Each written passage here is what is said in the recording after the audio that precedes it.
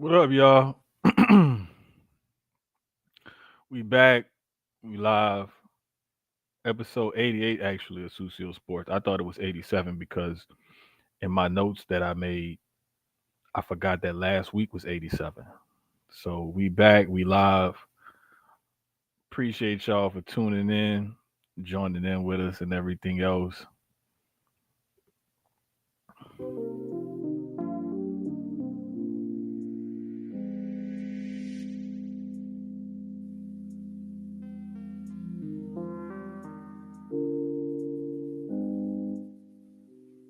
Chill vibes music tonight because we're going to chill. We're not going to do too much tonight. You know what I'm saying? Because there's not that much really that's going on, to be honest with you, in the sports world. But again, once again, Sucio Sports episode 88 presented by Dubby Energy. Shout out to Dubby, man. Big shout out to Dubby Energy for real, for real. Because they came through big time with the sponsorship, and Keyz is just waiting for the he's just waiting on the promo codes and everything else so we could put that out there, man. So big shout out to them. Big shout out to them for that. You know what I'm saying? Just something new, something different, trying to get up there, elevate, and do something new. You know what I'm saying? Um, but yeah, man, welcome in, welcome aboard. Um, Keys actually had like little man had a he had some daddying to do. I'll put it to you like that with some extracurriculars with the littles. So shout out to the little homie, man. He doing good though. I'm proud of that little kid, man. He had to go through it this weekend, but he's getting them right though, man. It's dope to see that kind of stuff, man. Just I love when I see involved parents, especially fathers with their kids and especially with their sons and daughters too. You know what I'm saying? Um, like I honestly, real talk, like I got to work on being better. Like my kids are older, they're grown, but still, like I got to work on that. You know what I'm saying? But it is what it is, man. It's better to have the opportunity than to not have the opportunity. And if you have the opportunity, take advantage of it. Is what I'll say. Because nobody's perfect. Um, we all gonna fall short of the mark. We all gonna make mistakes. But the biggest thing is, as a parent, as long as you staying involved and you staying active and you trying to at least do something positive for your kids, and you're not trying to hold them back from anything or negatively influence them or anything like that, then props to you. And even bigger props if you're really trying to steer them in the right direction and guide them in the right way and everything else. So, I mean, things could always get worse. You know what I'm saying? So, I mean, just to be honest with y'all, man, there's not a whole lot like going on, but one of the things I will talk about and hit on though, just to start things off, is the whole hoopla behind uh Michael Parsons and the Cowboys. The saga is still ongoing. Jerry Jones's the Cowboys documentary dropped, I believe it was yesterday or day before on Netflix. So we got a lot of that to look forward to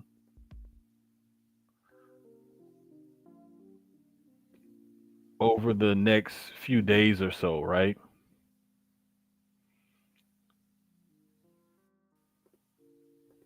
And I really think that this is going to lead to one of those same old last minute Jerry Jones buzzer beater signings right before the shot clock, right before the game clock expires, right before game one. Don't be surprised if Michael Parsons is the new highest paid defender and or non-quarterback in the game. I fully expect him to command somewhere around 42 million or so annual average value on the contract, and I fully expect it to be at least 110 to 120 or so guaranteed on it, or more, just depending on the length of the contract and whatnot. Um, when you look at what that kid has done since he got drafted, he is, I want to say, the top sack guy or one of the top sack guys in the league since he got drafted. Last year was a quote unquote down year for him with only 12 sacks. Um, and just his ability to not only affect the pass, but also to be a run stopper off that edge. Because there's so many times where edge rushers are more or less pass rushers.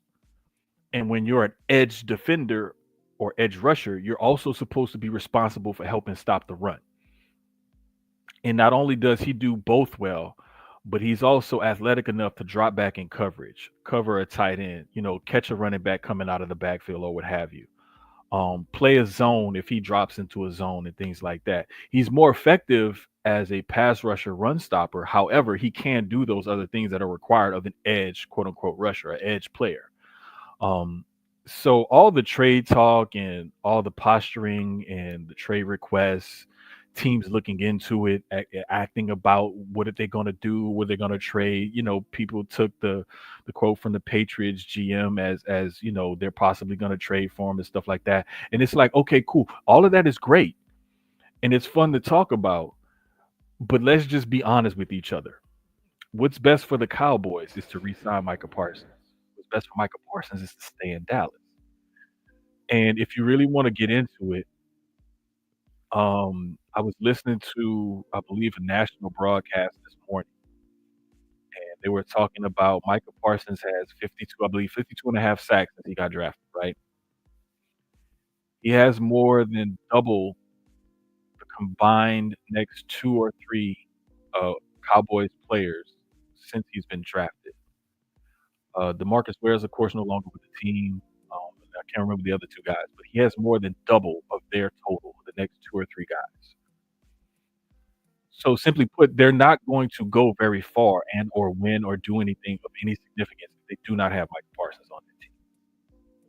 Conversely, if you end up trading him and saying you get the litany of draft picks that you think you're going to get for trading someone like him, okay, fine, go ahead and do that. But what is your team going to look like in the immediacy? Um, One of the things that I always like to do is compare apples to apples.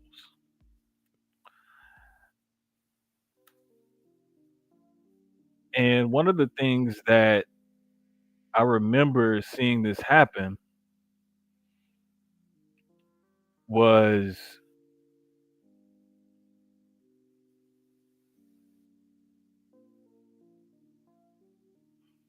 oh, hold up, wait. There we go. That's the one I was looking for.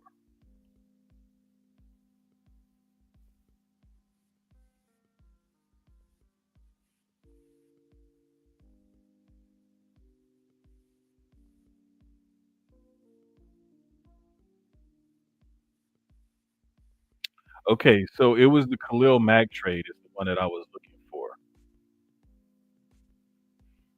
Um, because that's comparing apples to apples at the time, right?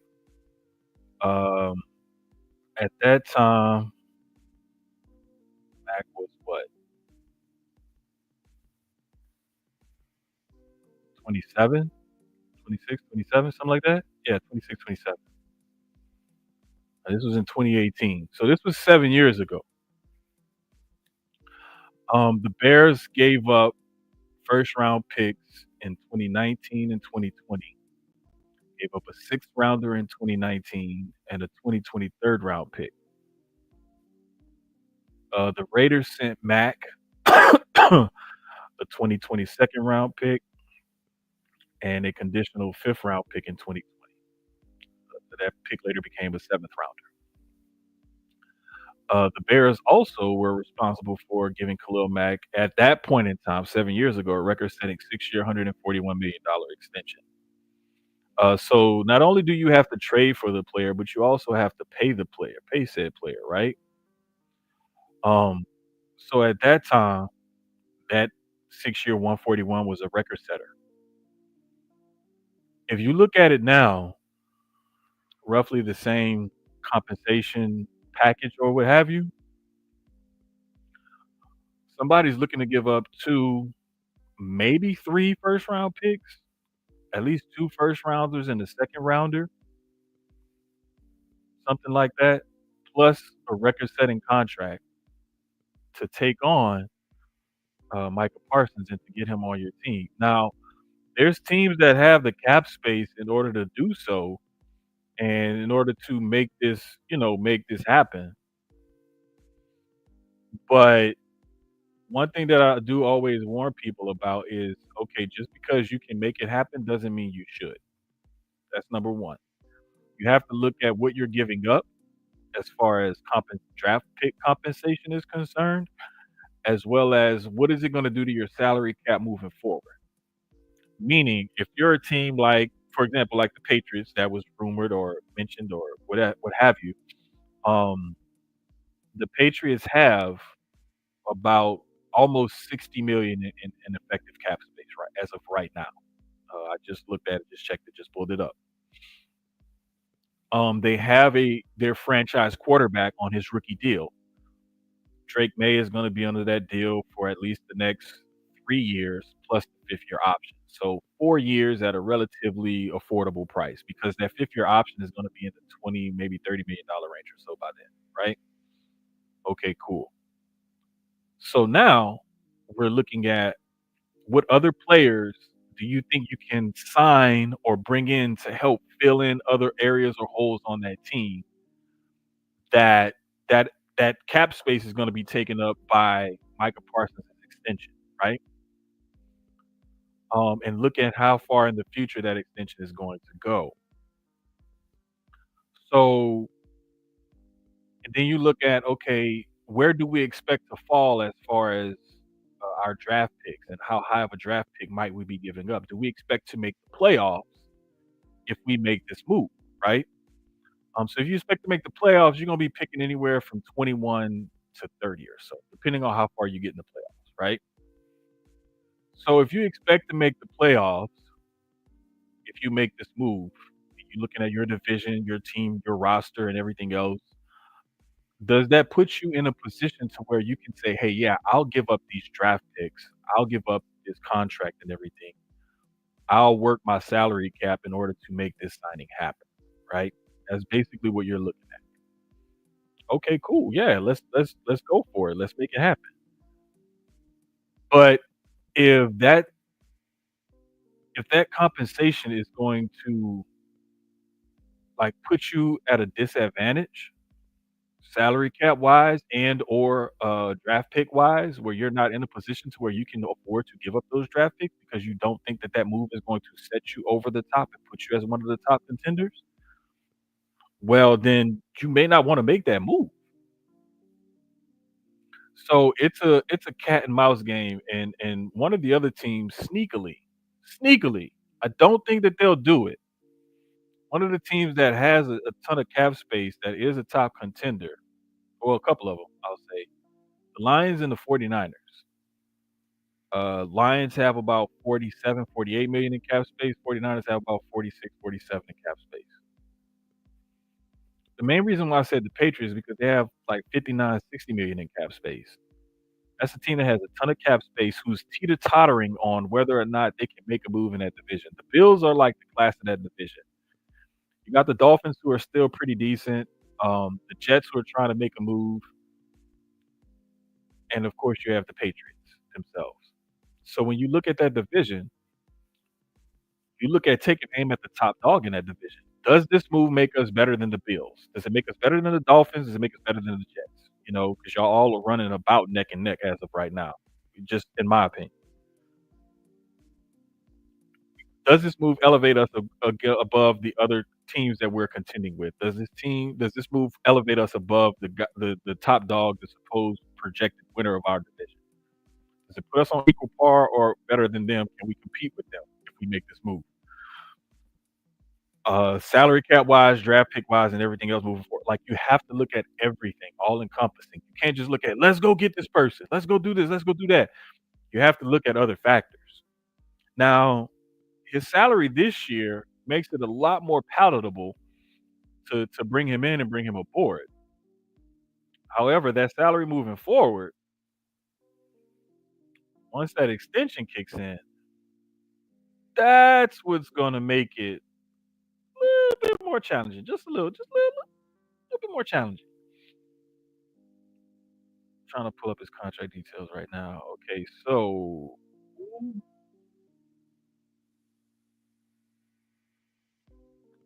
yeah, this year he's on that 5th year option this year at 24 million, right? Teams that could effectively put him right under their salary cap and not have to make any moves whatsoever would be the Bucks, Vikings, Bengals, Chargers, Jets, Titans, Eagles, Packers, Cowboys, Seahawks, Raiders, Cardinals, 49ers, Lions, Patriots. They could all effectively bring him in, plug him right in, and not have to make no corresponding moves, cuts, trades, or anything else, right?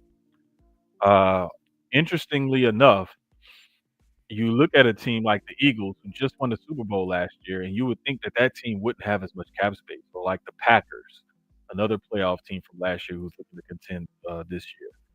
The Cowboys themselves are looking to try to make a move, so they need to try to bring him back and whatnot. But you look at all those teams and you wonder, like, should my team do this, or should my team, think about making that move or what have you? And yeah, I would consider it. But again, like I said, you have to consider your cap space moving forward once his extension kicks in next year, the compensation that you're going to get to give up for the Cowboys that you're going to have to agree on, and how does all of that fit moving forward with the plans that we already have in place? Because the last preseason games are getting played this weekend.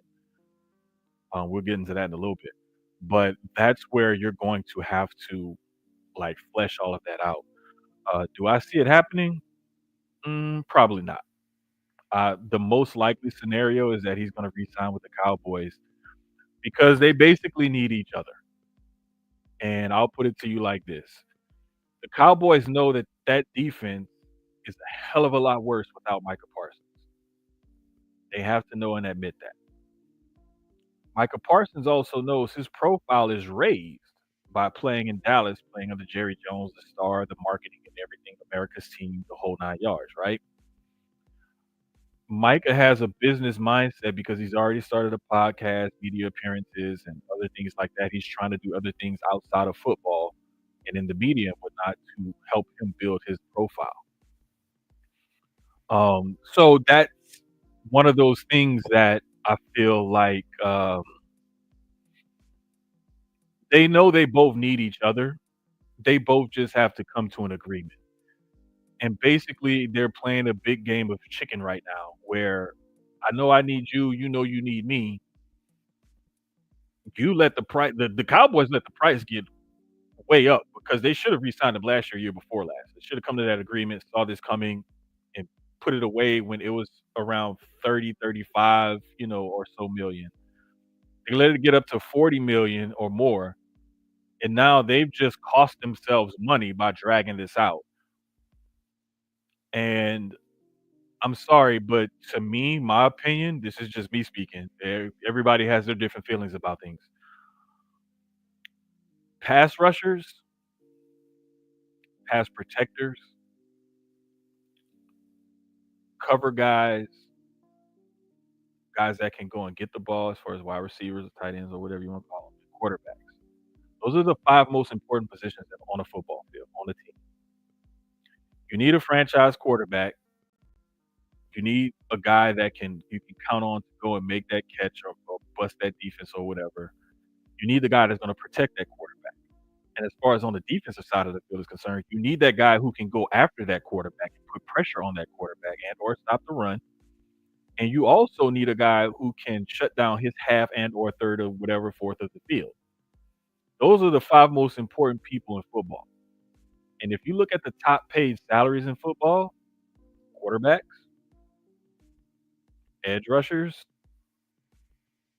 wide receivers, corners, left tackles, or right tackles. The five highest paid people in football. The proof is in the pudding. I mean, y'all can go and look this stuff up yourselves. Like you can look at the highest paid players in football, and it'll tell you.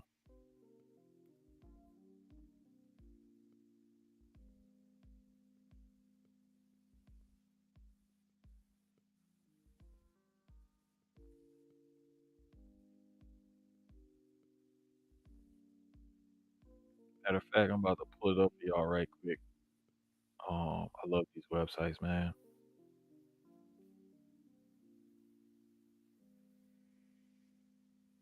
All the top ones are quarterbacks, basically. You look at the different, cap hit, total cash, annual per year. You know what I'm saying? Let's just look at contract annual per year rate, right?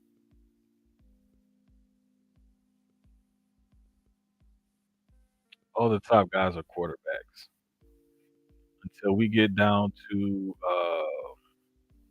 T.J. Watt is at 41 million. Jamar Chase is at 40.25. Miles Garrett is at 40.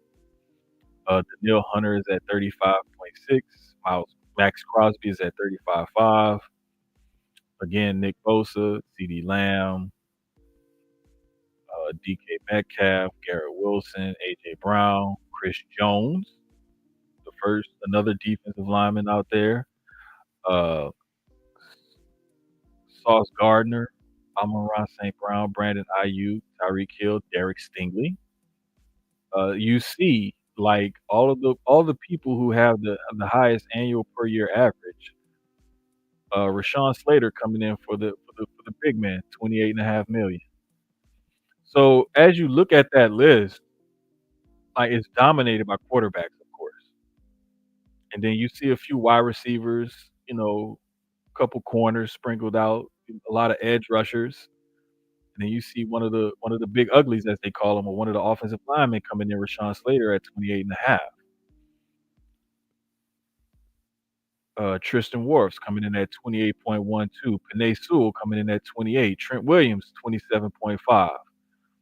You know, uh, Christian Darrisaw from Minnesota coming in at 26. Like you start to see the linemen, the tackles, left tackles, some couple of right tackles.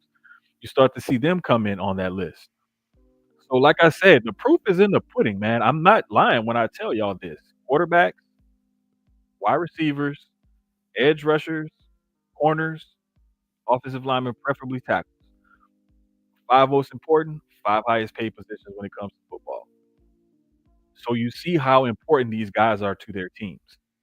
And so that's what tells you like how important these guys are. And when you get a guy who's as young and as good and as um, multifaceted as a Micah Parsons, that's when you see the importance of what he does to what that Cowboys defense can do. Because when you look at that Cowboys defense, those corners aren't as good as they are without that pass rush. Man, shout out to Jonathan, man, and everybody at Sports for You, Wrestling for You, the whole 9 yards, everything that they do over there, man. Props to them, man. They put out some dope content and they real consistent with it. And that's one of the things that I learned from the homie Fam. Shout out to Fam, the Podfather, aka IllFam79 on your social media choice over at Black Wrestling and something else. Um, Fam put me on game and he was like, bro, you just gotta put out good content and be consistent with it. And that's why I try to be here every Wednesday night and try to be as consistent as possible and put out as quality of content as possible. But shout out to Jonathan and his crew, man, because they do the same thing over there with their wrestling and their sports content. So shout out to them.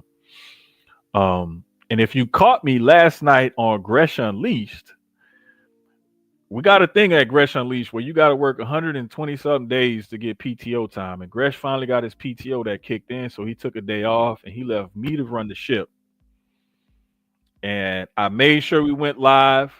I hit the intro and I ended the stream. Everything else in between, hey, I don't know. And I had the homie Marty because it was funny because Marty was him like me. We had been trying to get him and Highlight together to like It's this music wrestling thing that we wanted to do. Plus, we wanted to just get them two together again and do some different stuff with music and wrestling and everything else. But highlight ended up getting off super duper late, so we couldn't really do everything that we wanted to do. But we're definitely gonna get them two dudes together again. But what happened was Marty's computer was like giving him a glitch or whatever, so he came in late, and I had to start the show solo.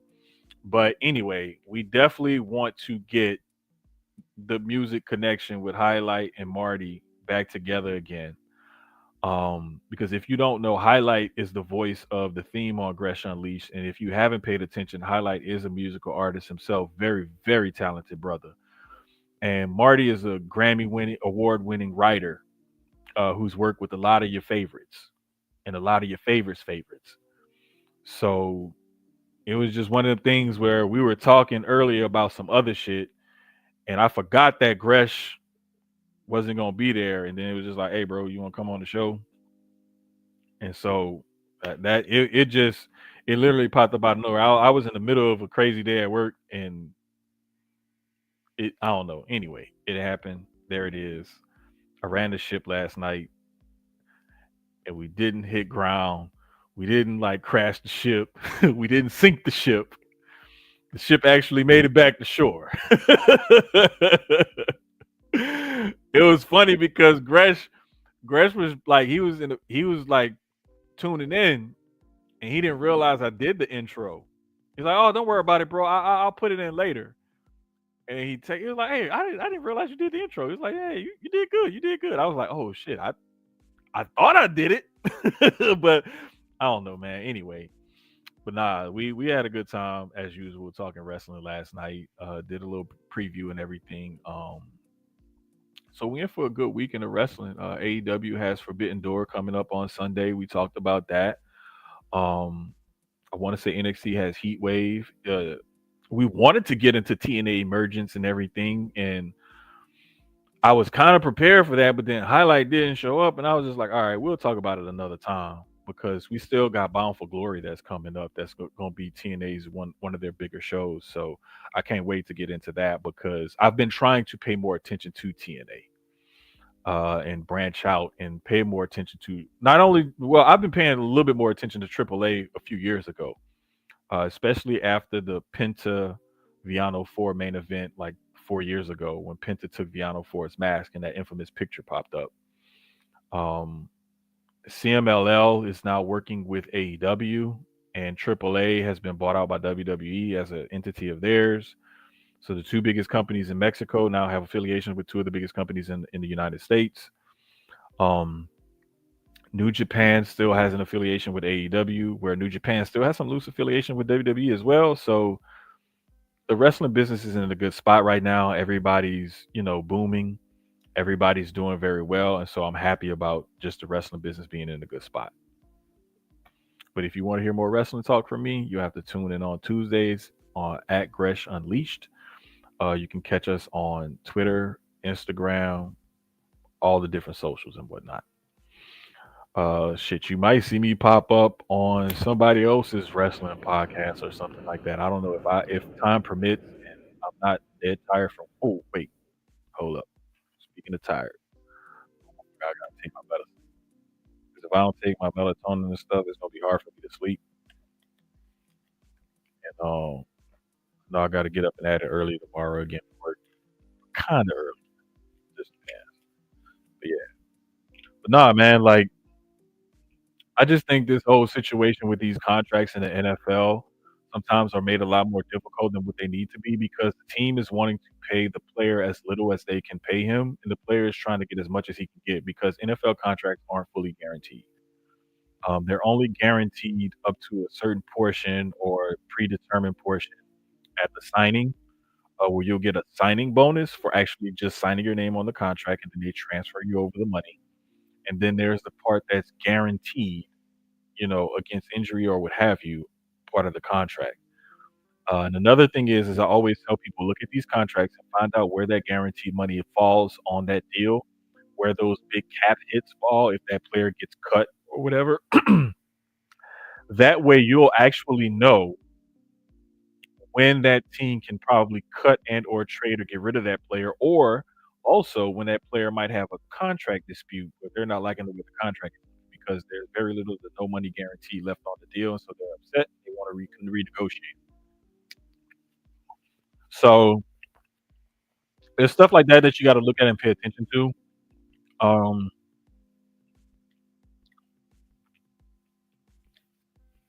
I would just say focus on what you can.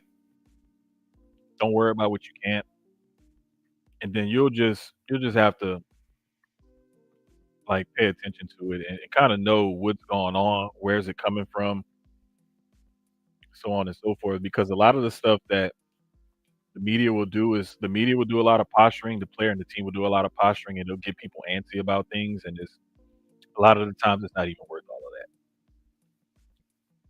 Y'all about to take a little walk with me because I was still in the middle of cooking. So y'all about to go into my kitchen. I just gotta turn this off. I think this rice is done. This rice done? Oh no, that rice still cooking. Okay. Cooking some steak bites and some brown rice. Shout out to my daughter. She didn't want to come on the pod tonight, talk her shit about her Bills because she's a Bills fan and a Josh Allen fan. We ain't gonna say nothing about her being a Celtics fan. I don't know where I went wrong with that one, but yeah, it is what it is. I'm just glad she has her team, she has her allegiances, and she's not one of them kind of people that's she'll stick with her stuff, but she may be kind of wishy washy sometime, but she's been pretty much sticking with the Bills and the Celtics, so I'll give her that. I just made some steak bites and a little brown gravy. Normally I do this in a I do this in the skillet. I kind of sear them or whatever, but I decided to do it in the instant pot tonight, almost like a beef stew. About to kind of take a look there. This is the cooking portion of Susio Sports. I need to taste it just to make sure it's right.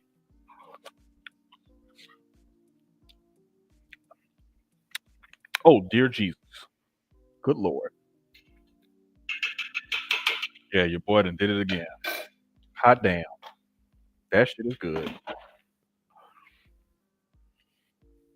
Oh, this rice is done. Go ahead and unplug that. Oh, I was wondering what that was in the background. It's just dark over there. Yeah. We like to keep the house dark. We don't like to have no lights and shit on and stuff like that. But I appreciate y'all joining me in the kitchen. Yes, I do still have the 2 TVs if you saw them in the background just now in my room. Because sometimes I'll be sitting here watching a game and then watching another game or something, or, like, those weekends when WWE and AEW like to counter program each other or whatever, or especially, like, coming up this football season, man, when there's multiple games on that I wanna watch or whatever. I'll go ahead and have one game on one TV, one game on the other TV, and just try to keep up with everything as best I can. So yeah, man, it's just I still love doing this stuff, and this is like these podcasts and stuff that I do is just like my happy place to kind of get away and still have that creative outlet is what I'll call it, and it kind of keeps me from going crazy and keeps me from the blowing up and like having those moments. And we all know we have those moments. And just to keep it real with you, sometimes you don't have a good day. Sometimes it's a bad week, bad month, a bad stretch of life. But you have to have something that's going to keep you going. You have to have something to look forward to every day. You have to have something that kind of not really escapes reality, but it helps you deal better with your reality is what I'll say. And if you don't have that, I promise everybody, if you listen to Aim High, uh, by Dre or the Dre Lax podcast, Dre talks a lot about mental health and fitness and things like that, and your journey about your mental health and and how fitness plays a part of that. And one of those things that they talk about on there is, your physical fitness and your physical, journey and transformation and everything and how that plays into your mental health. And, I've done some episodes and we gotta hook up again and do another one, but like I talked about how like taking my sports fandom and my wrestling fandom, and even though I don't always have the side jobs that I used to have that creative energy outlet to write and do things about sports and radio about sports and whatnot to make the extra money that I always used to make it, I still love doing these podcasts and stuff and on a smaller platform or a smaller scale than what I was used to because it still gives me that creative outlet, those creative juices. And so it's just a good thing to have something that you enjoy, whether it's working out, doing a podcast, um, cleaning, fixing things, um, gardening, yard work, and stuff like that. Another thing, like y'all just, I like to cook. I love to cook, and my daughter has been on my ass about eating healthier and stuff. Like I gotta look up a risotto recipe, and she wants me to buy quinoa and make couscous and get into more leafy greens and kale and shit like that, and eat more salads. So I'm like, all right, cool. I'm making steak bites. She was like, no, I don't want that. I said, I'm gonna make brown rice with it. So shout out to my daughter, man, for making sure I stay on my health tip because she be on my ass about that shit. But at the same time, don't let her fool y'all because my daughter will be on my ass about eating healthy and grains and this and that. But I'm telling you, one of them motherfuckers ate my ice cream, bro, and I can't figure out who the fuck it was. But I know damn well I had two things of ice cream in there not too long ago, and one of them went missing. I did eat one, but I ain't eat both of them. So I'm just saying. Anyway, she even be eating healthy snacks like that, like it's some fucking yogurt or something. She makes smoothies every day, every morning or whatever. You know what I'm saying? Like, I don't know, man. My daughter be on it though. I'm not gonna lie. She is really fucking fit and healthy. But I still think I could outrun her though. Low key, don't tell her that. What up, Marty? But yeah, man. Some other NFL news like I wanted to get into kind of sorta is that we're at the end of the preseason. All of the last preseason games are being played either tomorrow, between tomorrow and I want to say Sunday, if I'm not mistaken. Give me one second.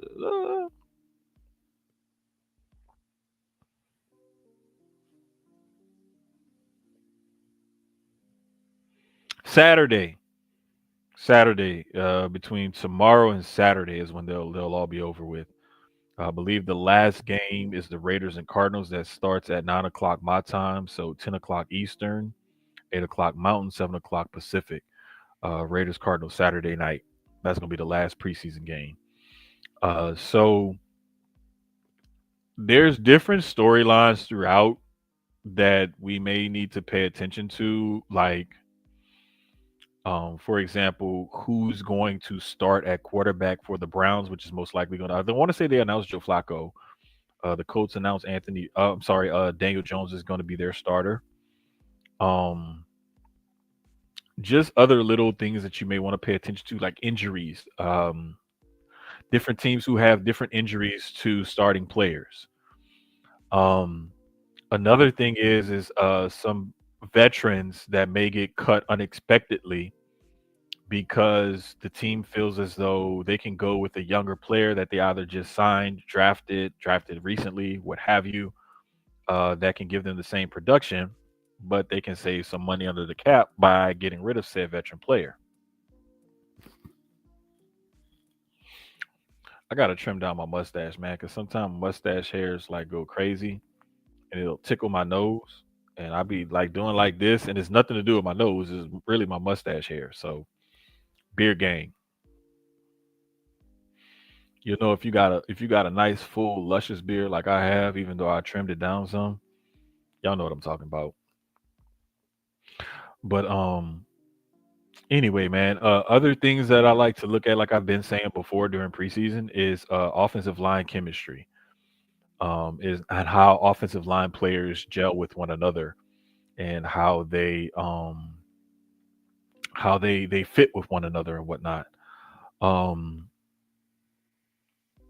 it's kind of cool because most of the time people don't look at stuff like that, but I like to look at stuff like that, especially when teams make a lot of changes on their offensive line, either drafting newer guys, giving younger guys a chance that are already on the roster, or they're bringing in trade acquisitions or free agents or what have you, especially if you have a franchise quarterback.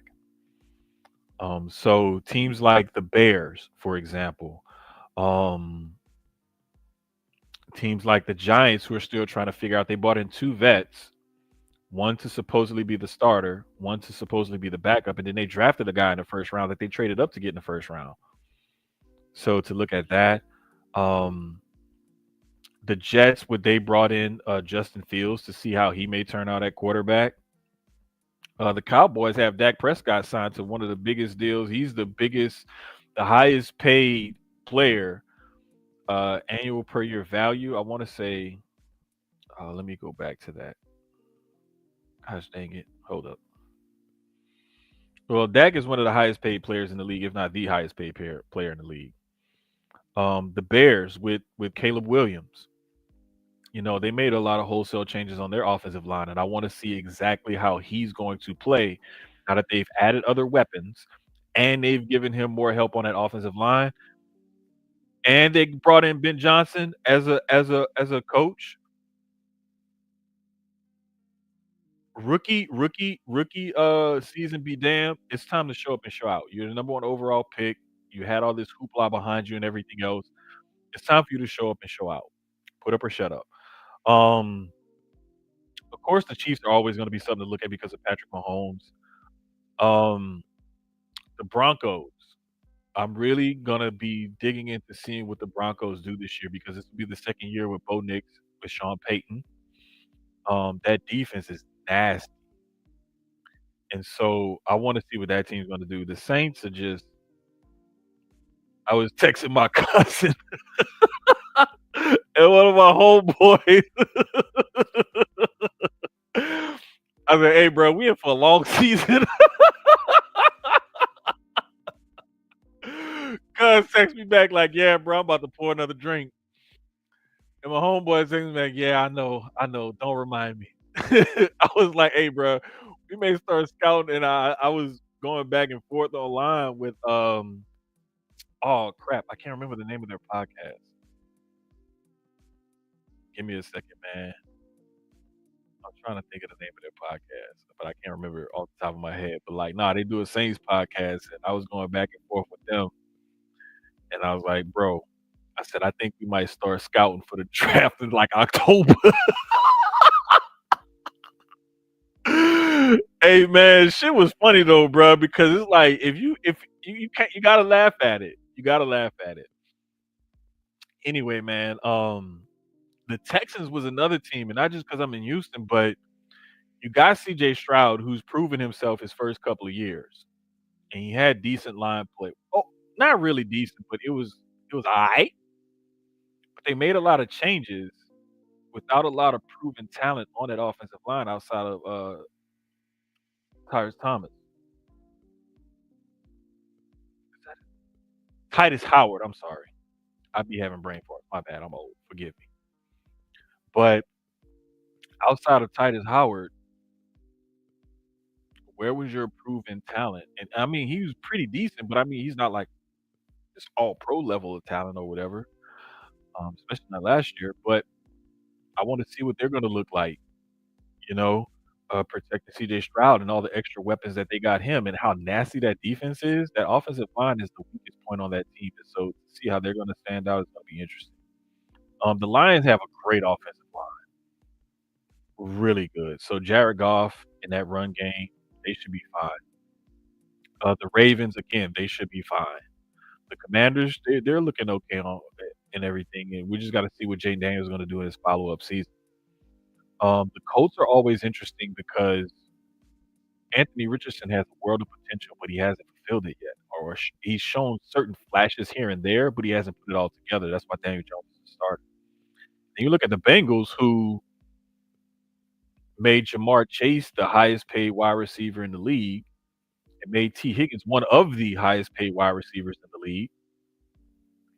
So, I mean, we got to see what they're going to do. And they still have Trey Hendrickson, who has not been re-signed to a new deal, who wants a new deal, deserves a new deal. You got the Rams with the whole Matthew Stafford thing, and we thought they were going to get rid of him and go in a different direction this offseason, and they didn't. He came back, and so see where they're going. Like we talked about earlier, the Browns, where Flacco's probably going to be the starter, but then you got the rookies Gabriel and Shadur, and then you traded for Kenny Pickett, so you got 4 quarterbacks there. Deshaun Watson is on the injured list, so it's like, what do they do for this season? How are they going to look? Because that defense is sick, especially with Myles Garrett back in the fold. You got the Seahawks.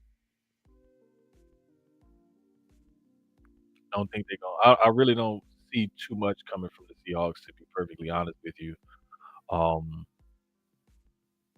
I don't see where there's anything that stands out or impresses me about the Seahawks. Um, Outside of them having a good amount of cap space, I mean that's great, but I'm really not looking for the Seahawks to do a whole lot this year. So there's that. I'm trying to look up because I can't even remember who their starter is supposed to be. Wait, let me just do this page. That way it's a lot easier for me to pull all this stuff up and go here. Sam Darnold, that's right. Drew Lock is the backup. Okay. So I'm just saying though, like Sam Darnold, kind of redeemed himself or whatever, but did he really? Did we really turn the corner on Sam Darnold as being a viable NFL quarterback? Did we really? Like, let's be for real. And the Packers with Jordan Love actually looks like a real he's a guy that I can say turned the corner and made people believers out of him, especially last season. So that's always going to be interesting to see how he keeps progressing. The Jags, the biggest thing about the Jags is, will Travis Hunter hold up as a two-way player, and how are they going to use him as a two-way player? Nobody thinks or believes in Trevor Lawrence or anything. They do have a two decent edge rushers on that team to look at. So I'm looking forward to seeing what they're going to do this year, although I don't think it's going to be much. The Dolphins with Tua, will Tyreek Hill still be a member of that team come this time next week, week 4 last, or whatever, week 1 of the season, I'll say.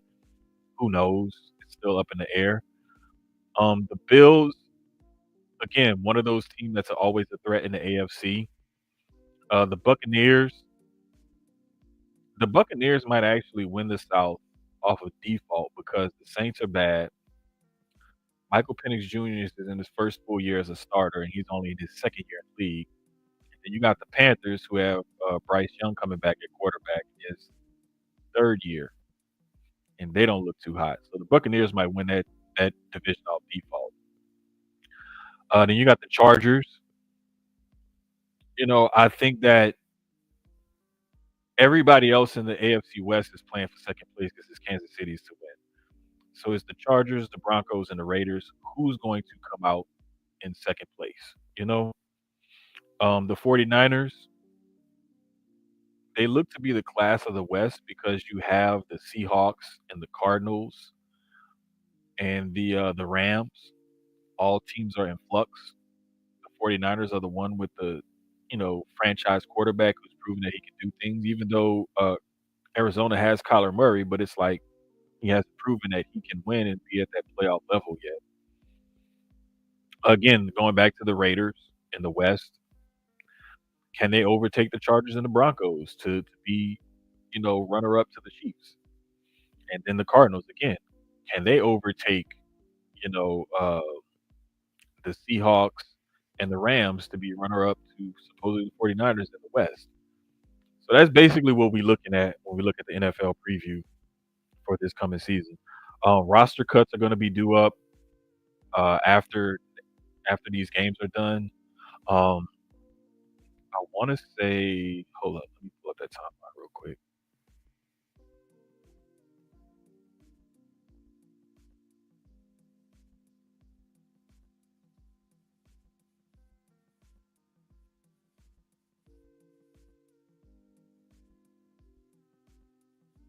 Here we go. Football operations. Important dates.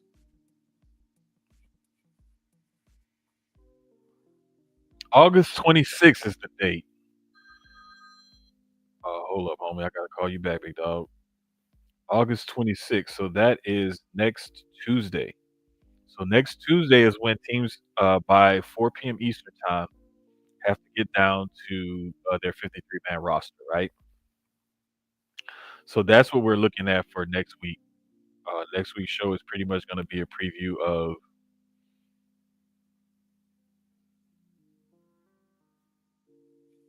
That's pretty much going to be a preview of the season, how it's going to come, what it's going to look like, who got cut, who got traded, so on and so forth.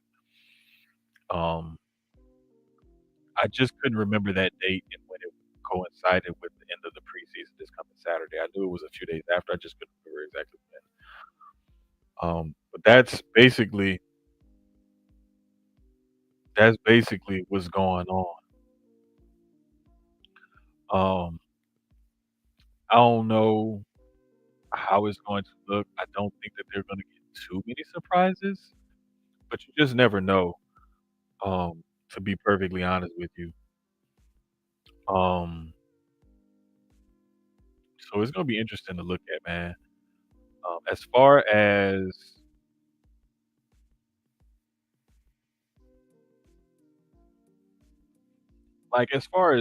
shockers, I think the only shockers I would see is if, let's say, like the Browns end up cutting one of their rookies or placing them on the practice squad, making them available for another team to sign to their 53, either Dylan Gabriel or Shadur Sanders. If the Dolphins end up trading Tyreek Hill to someone, that would be pretty interesting. If someone ends up making the Cowboys an offer they can't refuse for Micah Parsons, that would be interesting. I don't think the interesting part would be him re-signing with the Cowboys. I think it would be more interesting if the Cowboys decided to actually trade him to someone else and the compensation they would get from it. Other shocking things that I could potentially see from the NFL as far as going into the season. Hmm, let's see. What other shockers could we potentially see? Minor shocker would be if the Bengals decided to trade Trey Hendrickson.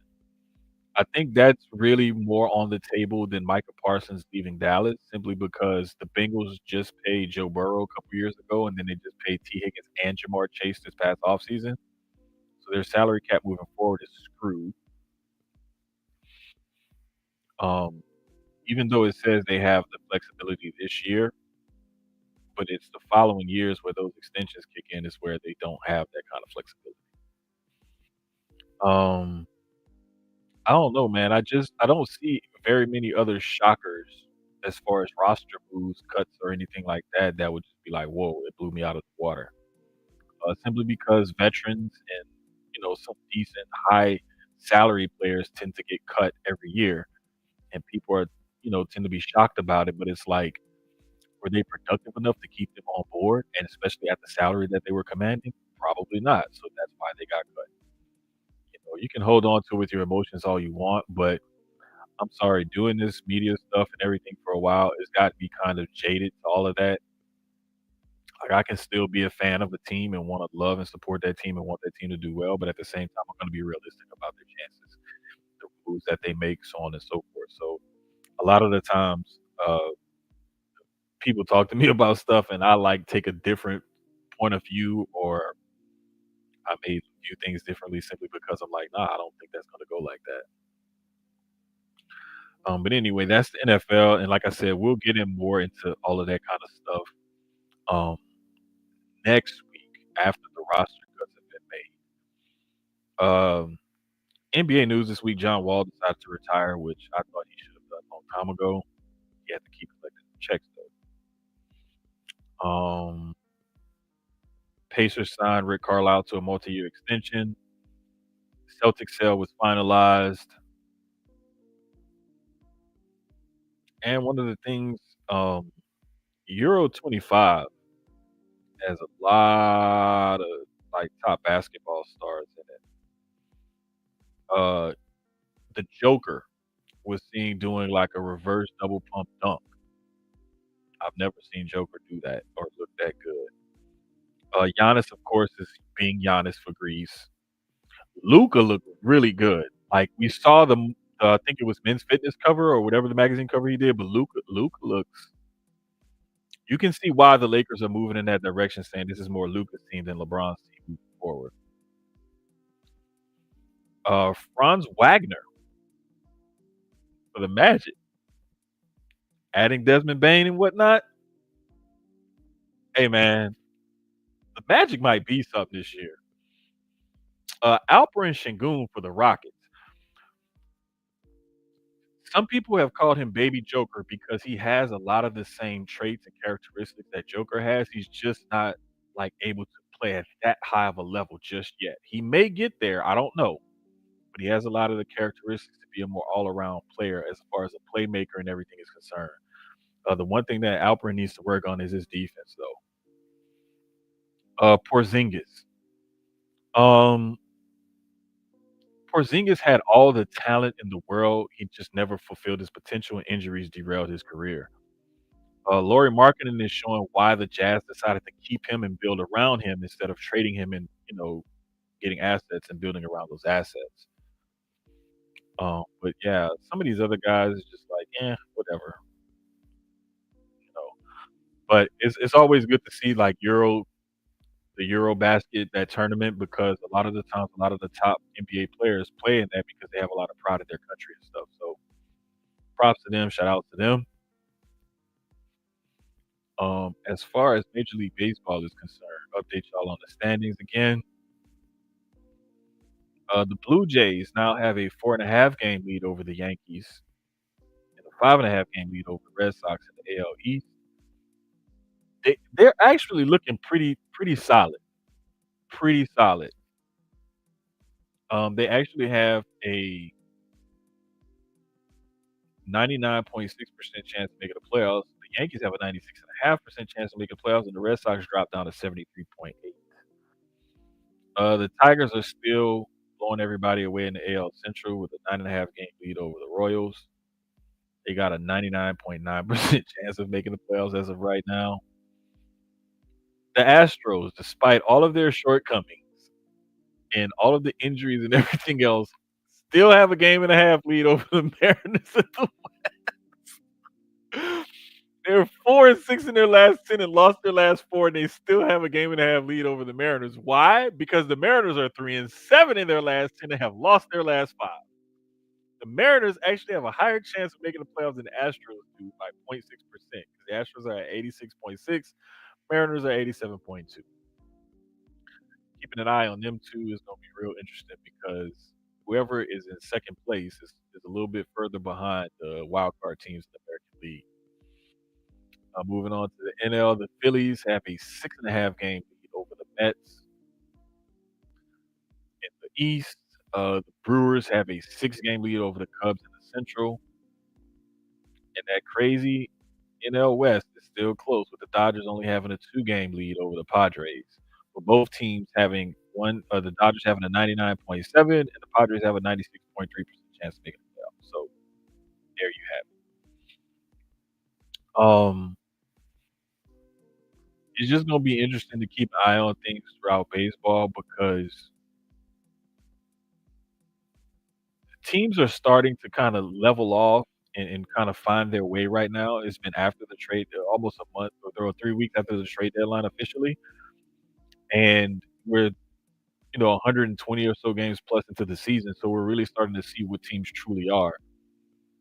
There's still movement to be made, and there's still always these epic comebacks and collapses combined, depending on how you look at it in baseball that we've seen over the years. So I always, like I said, I always like to keep updated on those standings because you just never know. Going late August into September, teams are jockeying for playoff position and whatnot. Injuries could come up last minute, God forbid, but it's always good to keep an eye on those type of things. Let me see, man. Oh, that's right. WNBA, where the ladies at?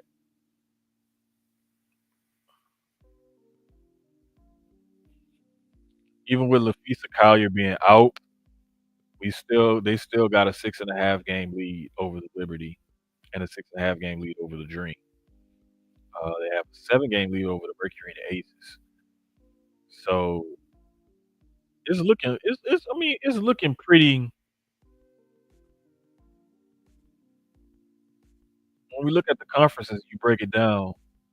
Minnesota has already clinched their playoff spot. Um, so that's one thing to be tied into to look at. Other teams are still trying to struggle and make it, and it's just gonna be a matter of keeping pace with everybody else and seeing how this playoff is gonna look. But props to the Minnesota Lynx, man, for still keeping that tie going with the Fisa Collier being down. 8-2 in their last 10, and I believe she's been hurt for most of that stretch. So that just goes to show you how strong of a roster that they've actually built.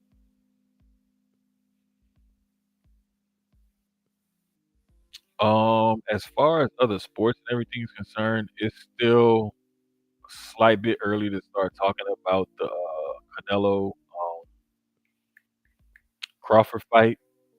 To me, if Keyz was here, he would have been talking about it the last 3 weeks. But or one of my homeboys that he's a huge fight fan. Like they be still talking about this fight, breaking everything down the card, and everything else. Um, some good MMA fights, man. Kazmat ended up winning because of all the takedowns and just the way you can't like if you have a dominant wrestler that's just that damn good, there's nothing you can do. And Dricus Duplessis, there was he almost looked. I mean, there were points in that fight where he almost looked like, "What do I do now?" You know. But the crazy part about it is, as much of a wrestler as Kazmat is, all three judges scored the fight 50-44. Why? Because he had 529 total strikes landed. 529 for a wrestler. Why? Because he took him down ground and pound the entire fucking fight.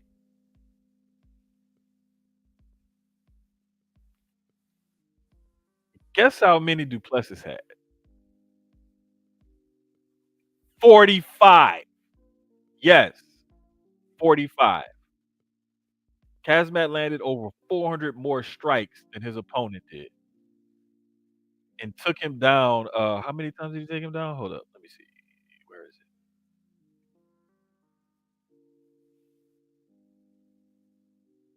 12 times on 17 attempts. That's why he landed over 500 strikes. And that's why Duplessis only landed 45. It was a freaking clinic. And I don't know, man. I don't see nobody beating Kazmat for that title anytime soon. I'm sorry. At middleweight, he's him. and he's as solid of a wrestler and has a decent enough chin to withstand some of the punishment that he might take going in for those takedowns. And even when he doesn't get you on those takedowns, he has you working very actively to stop him from taking you down. So it's taking your energy and your stamina down. And you do that over the course of a 3, 4, 5 round fight, that shit adds up. It's like a boxer who continues to go to the body, go to the body, go to the body, or continues to like chip away, chip away, chip away. And then once you tired of defending him and your hands get a little bit lower, your arms get a little bit heavier, your punches get a little bit slower, now they're peppering. It's the same thing when you have a MMA fighter who can continuously shoot for takedowns and either take you down or force you to defend constant takedowns. And then when they take you down, not only do they take you down, but they're going for submissions and they're ground and pounding you. And you may not think much of those little boom, boom, boom, boom, boom, we're trying to get you in, trying to get you in, hit you here, maybe a little elbow or knee or something every now and then. But you keep adding that up over the course of a 5 round fight, man, that's exhausting to have to deal with. So it is what it is, man. I don't even have no rant for y'all this week because my rant is I'm old, I'm tired, and I work with children. That's my rant for this week. That's my rant for this week, man. I ain't got nothing for y'all, bruh. Like for real. I ain't got nothing for y'all. Hold up. I keep messing stuff up. My bad.